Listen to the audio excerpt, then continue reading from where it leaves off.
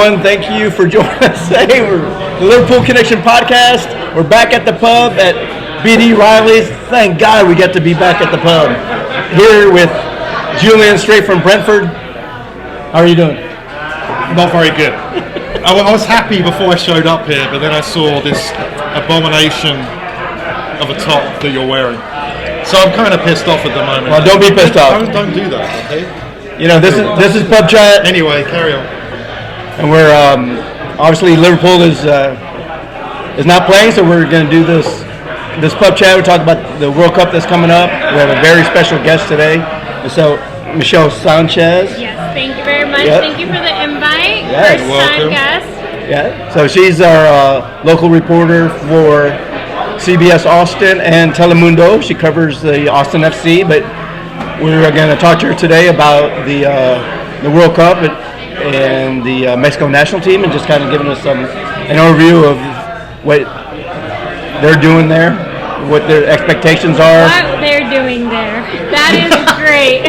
Yeah. I think What are they doing there? I can't believe they made it. That's the USA speaking in him, unfortunately. No, I think the Unbelievable. statement stands correct.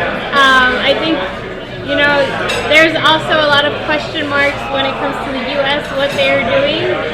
They've been called Ricardo Pepi. I think that was very controversial, as we saw. But, yeah, what they're doing. What is everyone doing? I don't know. What we're doing is we're drinking some beers, but we want to get to know you a little bit better before we go right into the World Cup. So, as I mentioned, you work for Telemundo here in Austin, CBS Austin as well, and you cover the Austin FC. Now, kind of share with us your journey of how you went through college and then you end up being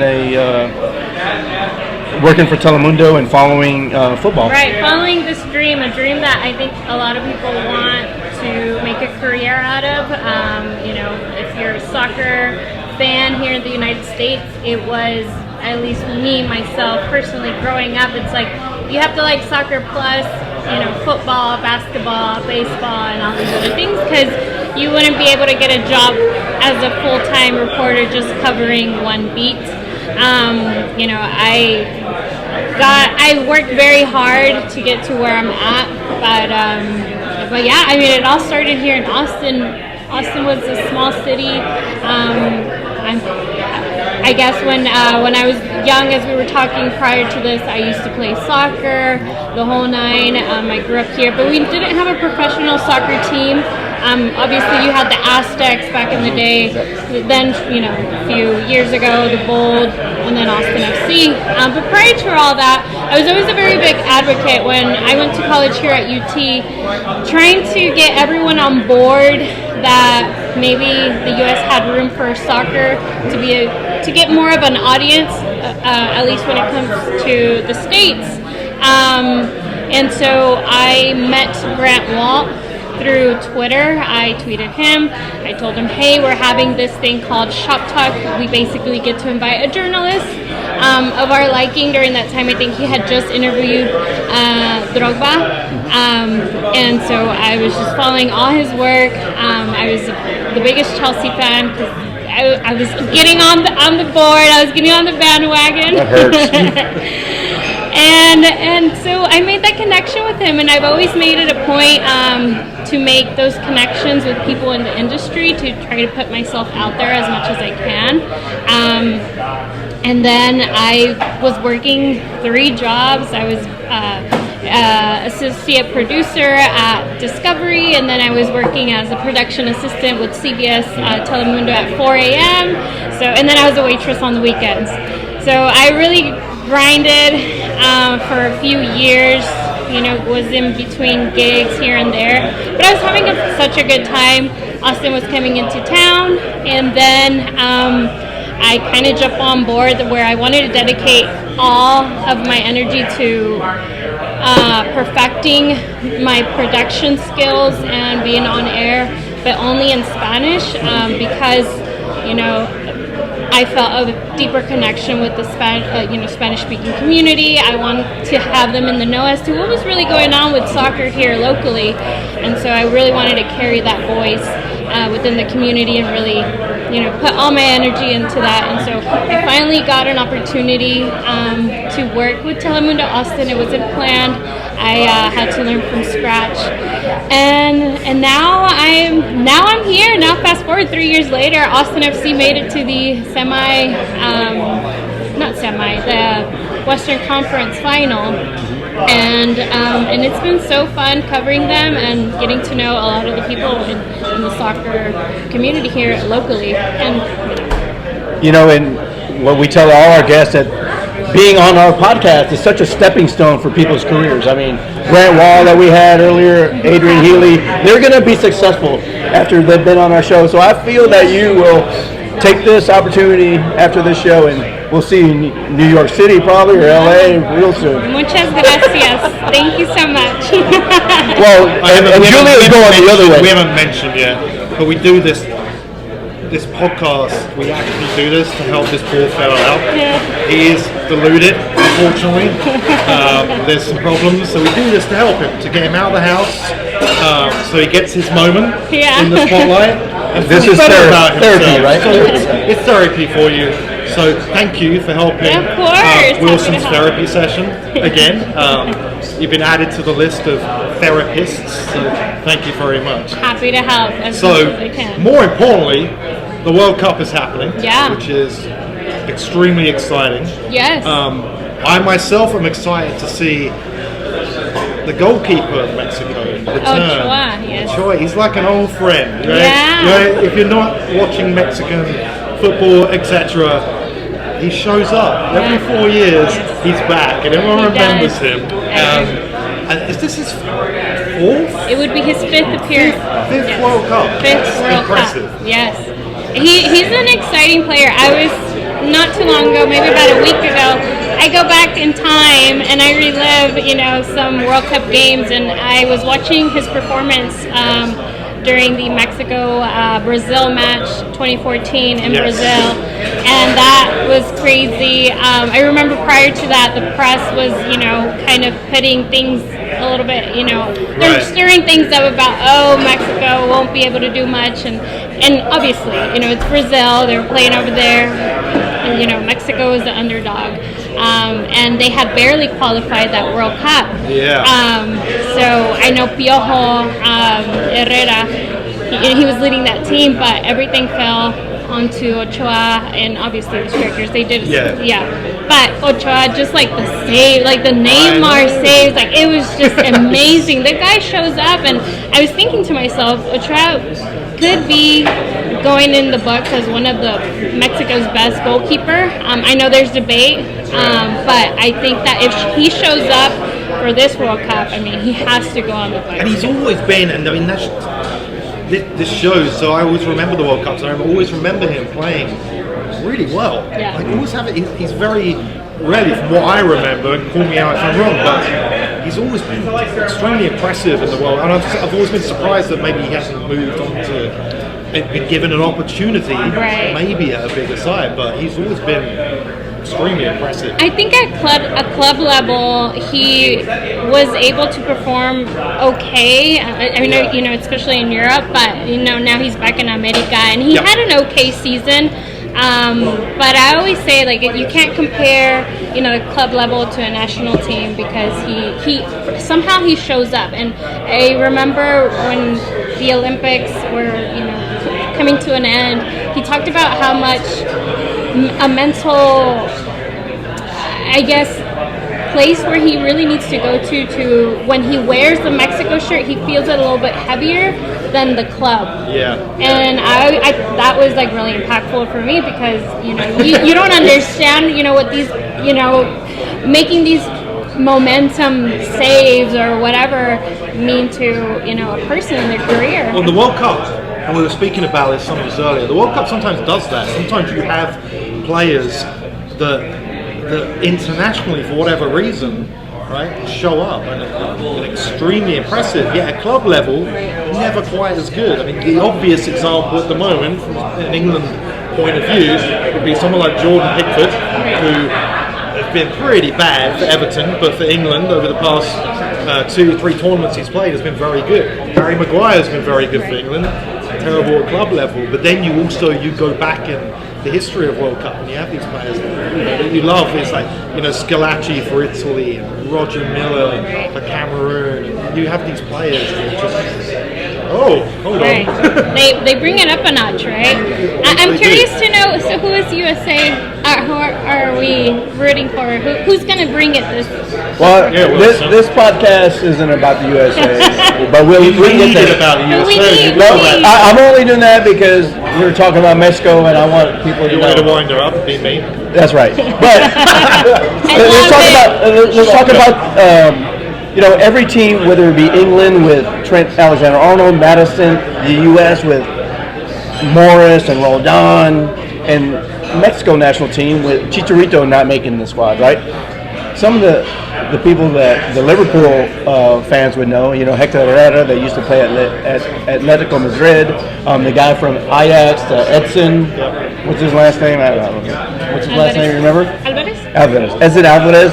So Liverpool just played them in the Champions League group stages over 2 legs, and we've got to see him a little bit. But it's weird not to see Chicharito on that being called up, Right.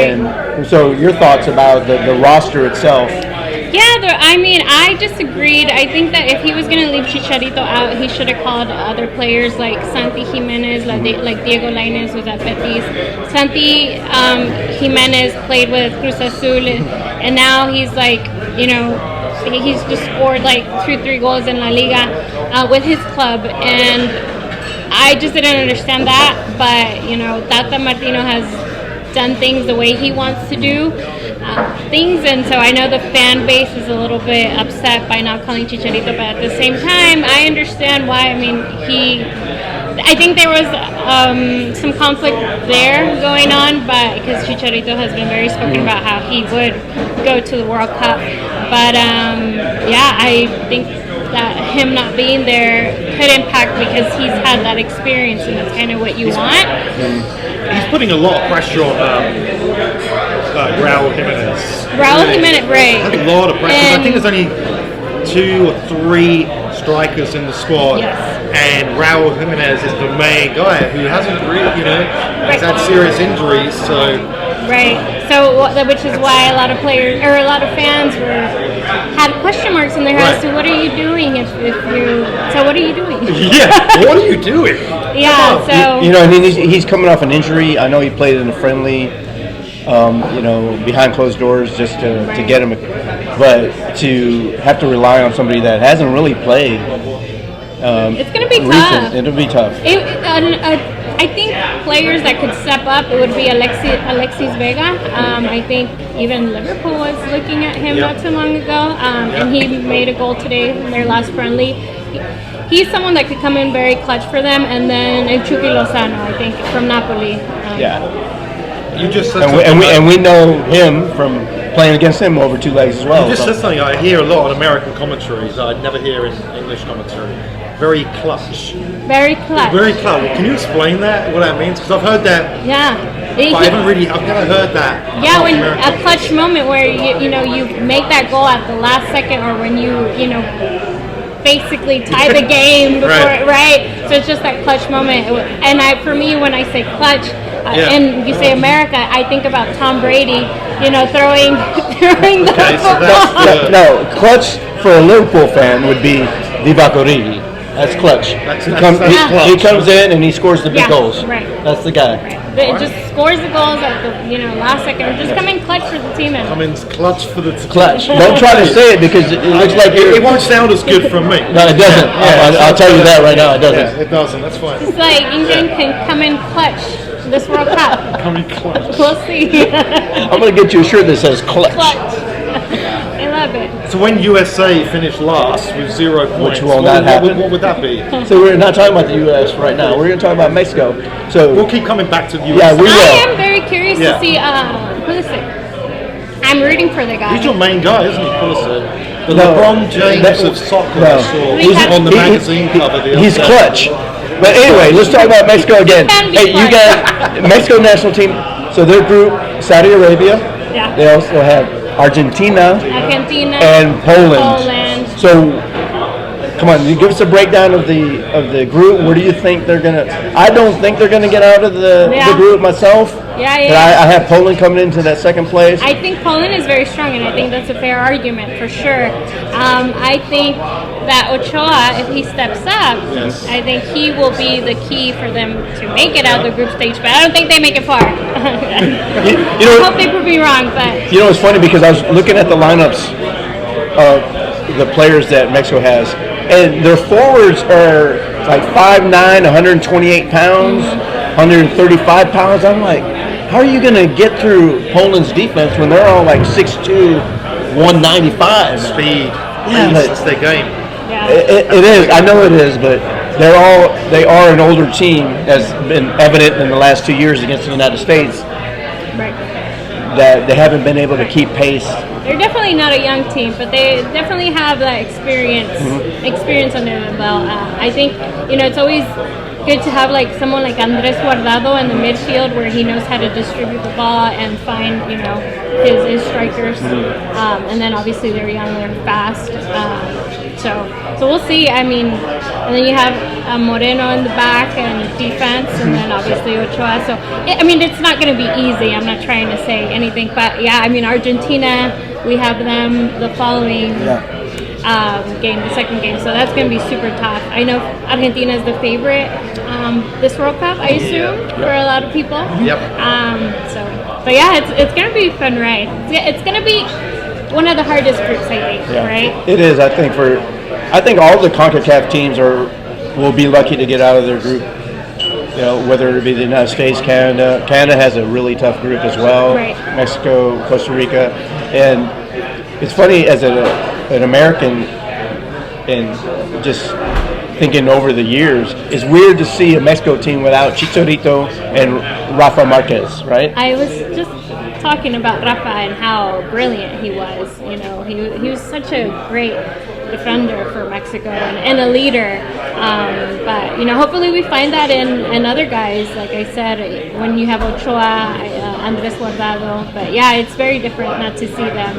I think there was even a commercial of Cuauhtémoc Blanco, Valencia. I don't know if you're familiar with him, and then I forgot who else, but they were like, hey, they were suiting up because Mexico needed them. And it's this narrative that what is Mexico doing? So yeah, it's going to be interesting to see these new faces and see what Tata Martino does. He's had 2 difficult years, trying to find his way with the Mexico fans and this team. What obviously the World Cup being in the winter, not a lot of fans of that, right? Yep. It being in Qatar, there's obviously a lot of argument about that. What is the perspective from the Hispanic side? Do they see the World Cup being in Qatar as the issue that a lot of the Americans do? What do you mean more specifically? Because it's in the winter? No, more of the politically. Oh, that's what he means. Okay, I see what you're saying. Well, I think they're on board because if you recall, when Mexico used to have and still has this chant at times where the goalkeeper hits the ball or kicks the ball and they say. He doesn't know it. Go ahead. Hold on, because we have a chant in England when we sing something. What do they sing? They say puto, and that means like it could translate into offensive to the gay community. Ah, okay. We don't do that. Ours is more your shit. That's the goal. That's what we do. Yes. Okay. Yeah, no. Very different then. Yes. So this has been obviously very controversial. They've tried to limit that as much as they can. Yeah. But I think overall, I think the sentiment is the same. I think that they wish it wasn't the way it is. But, it's talked about, but I don't know. I feel like all the world is on the same page in a sense, where that shouldn't have happened. Shouldn't have happened. It's a weird thing because it's such a tradition. It's a tradition, right? And I don't think really people mean ill will towards the gay community when they say it. I think they're just saying it to the goalkeeper at that time, but I understand why it's trying to be eradicated from the game. But I'm going to ask you something personal now. Sure. So when we're watching these tournaments, It's personal again. and we watch, the Champions League, we see Kate Abdo, and we watch Kay Murray, and some of these other ladies that are hosting these studio shows. Do you foresee yourself being in that position one day? I hope so. That's the Is that your dream. aspiration? That's always been my dream, and my dream has always been something along. I'm not as talented as Kate Abdo, but something along the lines where I'm able to translate in Spanish and English right on the spot. Right. I think that's a gift that was given to me, luckily by my parents. I taught Spanish first, and then I learned my English here. But yeah, I would love to do that one day. Do it in Spanish and English. I don't know. Kate Abdo, she's such an anomaly for a English person, because normally they don't know any other language, and so. But yeah, we don't need to. Ours is so powerful. It is. The Queen's English is so great. It is. Yeah. It is. I would love to go to London, by the way. I'm telling you, this show is a stepping stone for you to go to London, and you can be on. I would love to go to London. Just don't do a show with Pierce Morgan. I don't know. No, just kidding. We have our teams. We're passionate about it, whether it be Liverpool, Chelsea, Austin FC, and then our country's team. So let me ask this. Sure. So obviously you've been doing commentary. Is there a particular game that you can think of over the past 2-3 years and I asked Adrian Healy this as well, that you nailed it, the commentary, right? That something happened and you thought in your head, you're like, oh my god, I just got something, I just said something that was perfect. There's so many games that I can think of, but to pick one, I would just say the game most recently would be the Austin FC, LAFC game here at Q2. Oh, yes. That was just intense. It was emotional. It was just all the things. Even when they made it to playoffs, it was just being there physically. You could just hear the loud music. So I think that just brings emotion out of commentating, out of the reporters. It's just crazy, right? So I would say that would be that one. The game. That was a good game. That was that's the one we brought. The Liverpool legend Sammy Lee. Sammy Lee was there for that game. He loved it. He was surprised, I think, as well. About how I know. I saw the even atmosphere was great as well. the English media picked it up because Gareth Bale. It was his first always going to be of appearance. interest. Right. That game. Yes, and so they picked it up, and I remember I tweeted that little clip, and it even got used on some, I don't know what magazine, but I was like, oh, my tweet is there. I was like, that's awesome, and so it was such an intense game, but I think that would be my top one. Yeah. As we're winding down, so let's put everybody on the spot. Who's winning the World Cup? Who's winning the World Cup? And who's the Golden Boot? Okay, I'll let you guys go first. Okay, so I've already said this. So I think Argentina are going to win the World Cup. I think they, over the past, essentially since winning Copa America, they've been a team in form. Their manager has got a really good team spirit. Their results have been great. They seem like they have a pretty stable lineup. So I think Argentina, with Brazil a close second for me, and France around there as well. But I'm gonna say Argentina. And what's the final? So it's gonna be Argentina who? I'd have to look at I think Argentina would play Brazil in the semi-finals. I think so. I think Argentina, France. I think Argentina could play England or France. Mm-hmm. Not England. No, right? I think it could be, but the final could be. No, he's saying not England could win it, but I think England have a very, it's not coming home, dude. Very, very, very good chance. No, they do. I'll be honest. Very good chance. I think we watch those players week in and week out. They have a great team. And I do genuinely think it is a pretty open World Cup. I do think Argentina will win it. I don't think there's one team that stands out as maybe we've seen in the past. France on paper would, but they have a number of injuries. I was going to say, on paper, they're great. They're great, but we'll see. So Argentina. Right. What was the second part? Was there Golden anything Boot. to that? Golden Boot. That's more difficult. I mean, you would think if Argentina would get to the final, Messi would be involved in that. Golden Boot, I think France will go fast. I think Golden Boot is probably going to be Mbappe or Benzema. That's a good one. Argentina, Benzema. Okay. So I just want to say, for all my Spanish speakers, you can watch every game on Telemundo. They have the rights, so I welcome you to watch Telemundo. And you know, it's funny, I don't mean to interrupt you, but many people, Americans, would rather listen to Telemundo, even though they don't understand Spanish. Andres Cantor, the guy that goes, They would just rather hear it and hear the emotion of the announcers than watch. Listen Do to that, the by the way? American. Do you do the I extended goal? try to. I tried to in the past, but it's not my thing. Okay. What is your thing? Do you have a thing? I'm still figuring it Okay, out. okay. I want to be like Kayapta, there you go. bilingual. There you go. That's my thing.